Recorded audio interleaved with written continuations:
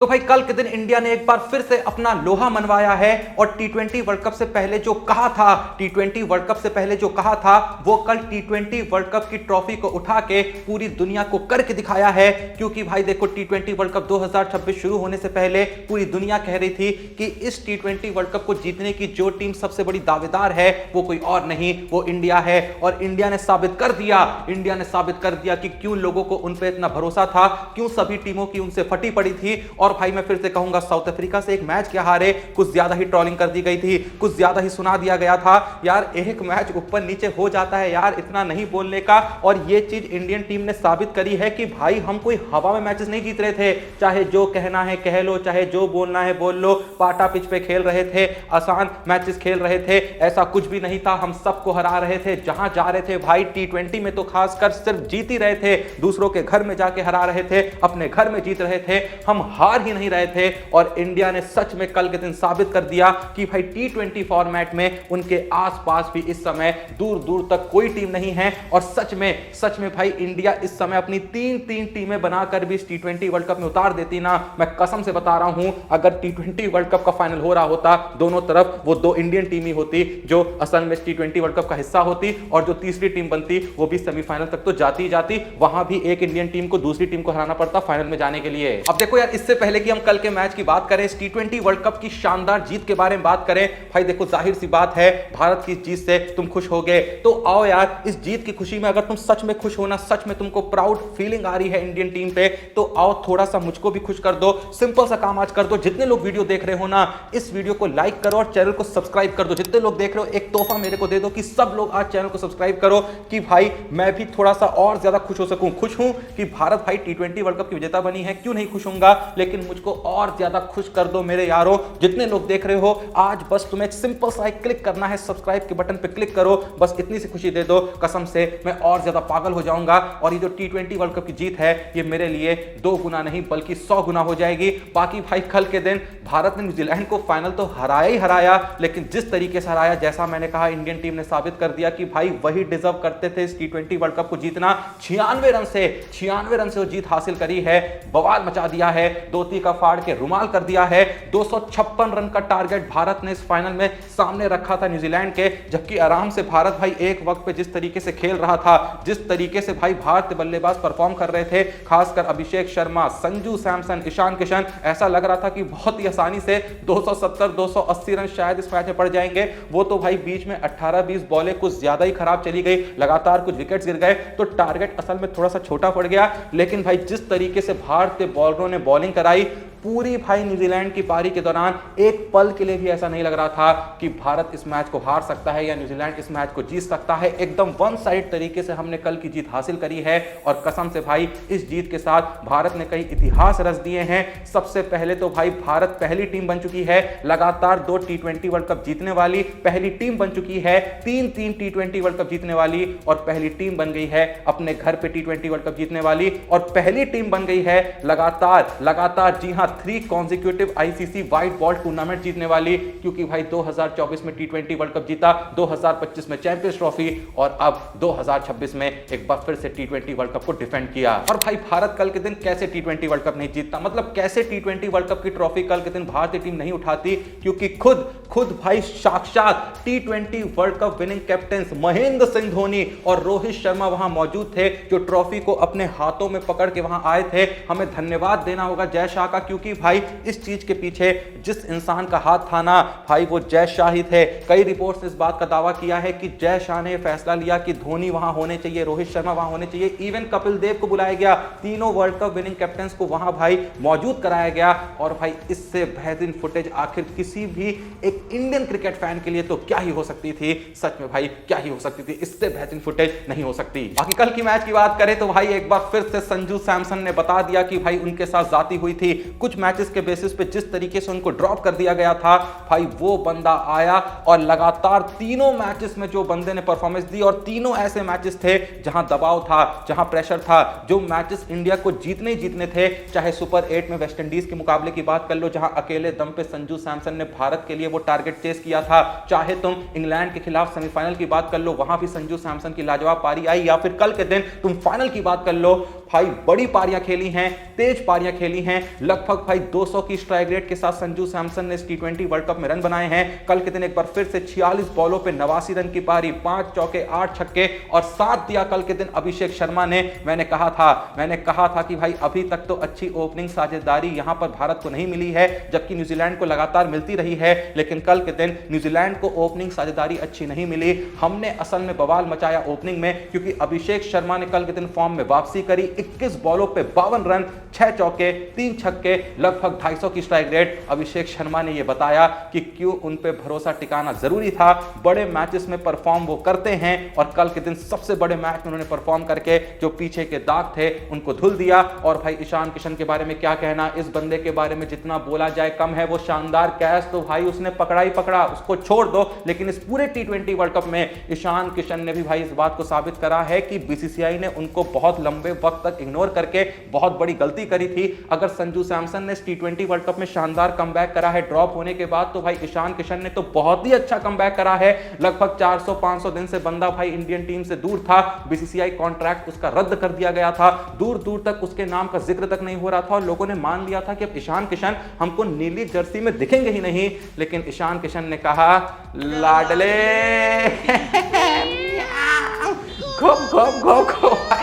ईशान किशन ने भाई सिर्फ नीली जर्सी पहनी नहीं, नीली जर्सी पहनते ही भाई वर्ल्ड कप ही जिता दिया। उसके अलावा भाई चाहे हम बाकी प्लेयरों की बात करें, हार्दिक पांड्या की जिन्होंने कल के दिन 18 रन बनाए, भले ही सूर्य कुमार यादव फ्लॉप हुए और इस टी20 वर्ल्ड कप में उनकी परफॉर्मेंस अच्छी खासी तो नहीं रही, लेकिन फिर भी भाई इस चीज के लिए अप्रिशिएट करना होगा कि पहली ही बार में अपनी कप्तानी में सूर्य कुमार यादव ने भारत को टी20 वर्ल्ड कप विजेता बना दिया। और बात सिर्फ इस टी20 वर्ल्ड कप की नहीं है, इससे पहले की सारी टी20 सीरीज उठा लो, भारत हारा ही नहीं है भाई, हारा ही नहीं है। सूर्य कुमार यादव की कैप्टनसी में हमने लगभग भाई हर मैच जीता है। और कसम से भाई आप सूर्या को उसकी बैटिंग के लिए 2 पल के लिए क्रिटिसाइज कर भी ले, लेकिन इस बात में कोई शक नहीं है, Surya is yet one of the best T20 batsman. Form भी अच्छा खासा चल रहा था टी20 वर्ल्ड कप से पहले। यूएसए के खिलाफ वो शानदार पारी खेली थी, उसको नहीं भूलना चाहिए। हाँ ठीक है, उसका जो खेलने का तरीका है, चले जाते हैं विकेट, कोई बात नहीं, लेकिन फिर भी सूर्या ने कप्तानी भाई शानदार करी है, जबरदस्त करी है, जिंदाबाद करी है। इस चीज के लिए अप्रिशिएट करना ही करना चाहिए। उसके अलावा भाई बात करें तिलक वर्मा की, कल के दिन ज्यादा कुछ करने को नहीं मिला, 6 बॉल खेली 8 रन बनाए, लेकिन तिलक वर्मा ने भी भाई एशिया कप तो हमको जिताया था, लेकिन पिछले कुछ मैचेस में जिस तरीके की शानदार फिनिश उसने फिनिशिंग ऑर्डर पे आके करी, लोअर ऑर्डर पे आके करी, उसके लिए भाई तिलक वर्मा को भी अप्रिशिएट करना बनता है। और शिवम दुबे के बारे में क्या ही कहना, कल के दिन एक बार फिर से 325 की स्ट्राइक रेट के साथ 8 बॉलों पे 26 रन, 3 चौके 2 छक्के। भाई जब धड़ाधड़ विकेट गिर रहे थे ना, तो लग रहा था कि टारगेट भाई कहीं 220 230 तक सीमित ना रह जाए, लेकिन दुबे कहते हैं लाडले घोप घोप घोप घोप। भाई मेरे को ये मीम बहुत तगड़ी लगती है, इसलिए बार बार मुंह से निकल जाती है। पर जो भी कहो, दुबे ने भाई लगातार लगभग हर मैच में लोअर ऑर्डर पे आके कंट्रीब्यूट करा है, टी20 वर्ल्ड कप से पहले भी और इस टी20 वर्ल्ड कप के अंदर कंसिस्टेंटली बंदे ने बैटिंग में भाई परफॉर्मेंस दे के दिखाई है और इंपॉर्टेंट रन्स उसने बनाए हैं।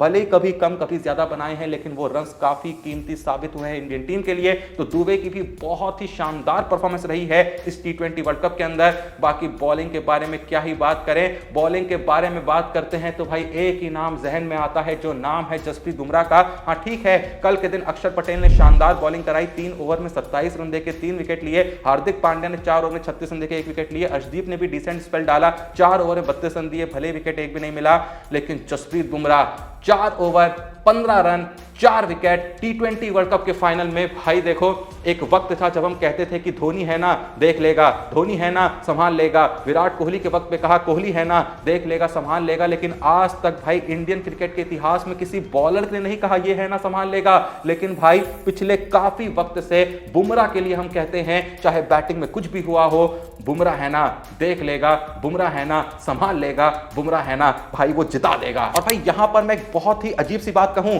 हो सकता है कि जब बुमराह रिटायर हो तो शायद किसी भी फॉर्मेट में बुमराह के बहुत ज्यादा विकेट्स ना हो, उन्होंने किसी भी जगह कोई वर्ल्ड रिकॉर्ड ना बनाया हो, लेकिन भाई जिसने बुमराह का एरा देखा होगा, जिसने बुमराह को लाइव बॉलिंग करते हुए देखा होगा, उस दौरान उसने क्रिकेट को देखा होगा जब बुमराह इंडियन टीम के लिए बॉलिंग कराते थे, सिर्फ उसको पता होगा कि बुमराह जैसा बॉलर ना ही आया था, ना ही इस समय है और ना ही कभी आ सकता है। क्योंकि भाई बुमराह को जिस तरीके से इंडियन टीम यूज करती है ना, जाहिर सी बात है उनके बहुत ज्यादा विकेट्स नहीं होंगे, वो 500-600 विकेट्स लेकर रिटायर नहीं होंगे। ऑब्वियस सी बात है, क्योंकि भाई सिर्फ उनको बड़ी टूर्नामेंट्स में खिलाया जाता है, बड़े मैचेस में खिलाया जाता है, वहां भी देखा जाता है कि भाई कब ड्रॉप करना है, कब रेस्ट देना है। सॉरी, ड्रॉप वर्ड यूज कर दिया, ड्रॉप तो उस बंदे को हम कर ही नहीं सकते हैं, चाहे जो हो जाए वो बंदा भाई रिटायर होने तक ड्रॉप हो ही नहीं सकता है।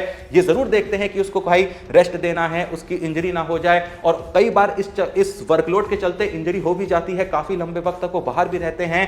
तो ऐसे में कभी उसके बहुत बड़े बड़े स्टार्ट्स नहीं होंगे, बहुत बड़े बड़े माइलस्टोन्स उसने क्रॉस नहीं करे होंगे, लेकिन भाई जिसने बुमराह को जाना है, पहचाना है, समझा है, वही समझ सकता है कि बुमराह किस बला का नाम है। बाकी यार देखो, वीडियो को एंड करने का वक्त जरूर आ रहा है, लेकिन अगर हम गौतम गंभीर का जिक्र ना करें, थोड़ी सी जाती होगी, थोड़ी नहीं बहुत बड़ी जाती होगी। ठीक है, सबके अपने अपने मसले हो सकते हैं गौतम गंभीर के साथ, मैं भी बहुत चीजों से उनके एग्री नहीं करता हूं, और मैं अब भी मानता हूं कि टेस्ट फॉर्मेट में और 2 पल के लिए ओडीआई फॉर्मेट में शायद वो उतने अच्छे हेड कोच नहीं है। खासकर टेस्ट में दूसरे कोच को कंसीडर करा जा सकता है, उन्होंने बहुत ही वाहियात कोचिंग करी है, बहुत सारी खराब परफॉर्मेंस इंडियन टीम की आई है उनकी कोचिंग के अंडर, लेकिन टी20 फॉर्मेट की स्पेशली बात करें तो भाई उसकी कोचिंग में कुछ भी खराब नहीं हुआ है। लगातार 2 आईसीसी ट्रॉफी अपनी कोचिंग के अंडर जिताई है। चैंपियंस ट्रॉफी में कह सकते हैं कि भले ही उनकी कोचिंग का बहुत बड़ा हाथ नहीं था, टीम बनी बनाई थी।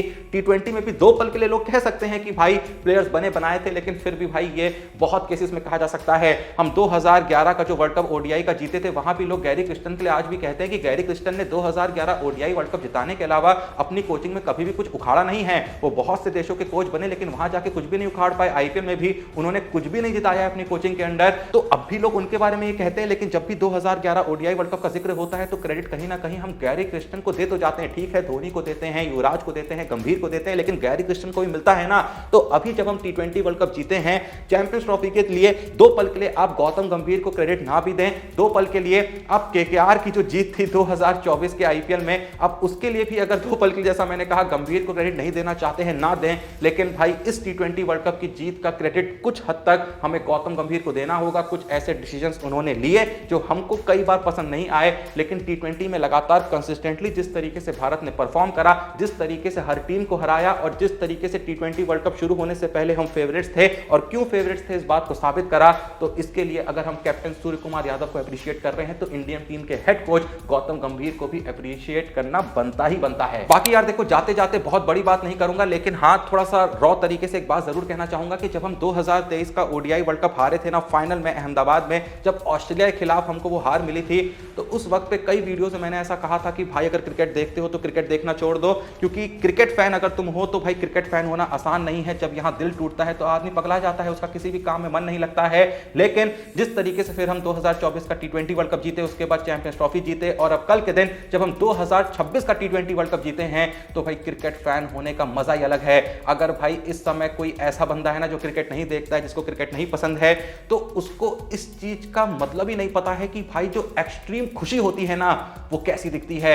जब भाई तुम खुशी के मारे ये समझ नहीं पाते हो कि भाई मैं क्या करूं, कूद जाऊं, सर मार लूं, या फिर भाई खुशी के मारे कपड़े फाड़ के नाचने लगूं ना, उस खुशी का जो ऑरा होता है ना वो तुम कभी महसूस ही नहीं कर सकते। कोई भी चीज दुनिया की तुम्हें वो खुशी नहीं दे सकती जो खुशी भाई इन चीजों से मिलती है, इन मोमेंट से मिलती है, जब भारत भाई इस तरीके से क्रिकेट में डोमिनेट करता है। हो सकता है आने वाले वक्त में कुछ ऐसे पल आए जब हमारा दिल इस तरीके से चकनाचूर हो जाए कि लगे कि भाई क्रिकेट की वजह से ऐसा भी लगता है कि साला मर जाऊं, जान दे दूं। लेकिन भाई अब जब एक चीज ऐसी है जो तुम्हें दुख देती है तो एकदम एक्सट्रीम लेवल का देती है, तो जाहिर सी बात है वही चीज जब तुमको खुशी देने पे आएगी तो वो भी भाई खुशी एकदम एक्सट्रीम लेवल की होगी।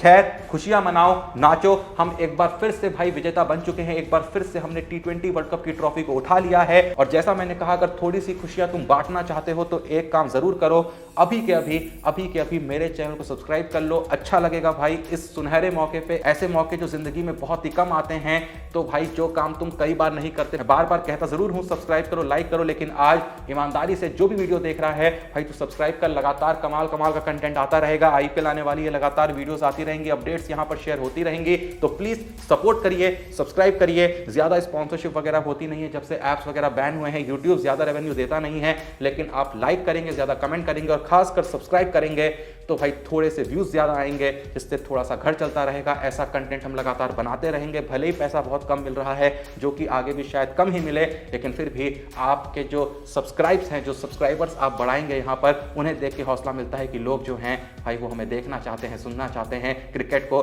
लगातार हमारे द्वारा जीना चाहते हैं। तो प्लीज़ सपोर्ट अस, सब्सक्राइब और चैनल। मिलेंगे कल के दिन एक बार फिर से नई वीडियो के साथ, तब तक के लिए जय हिंद, धन्यवाद।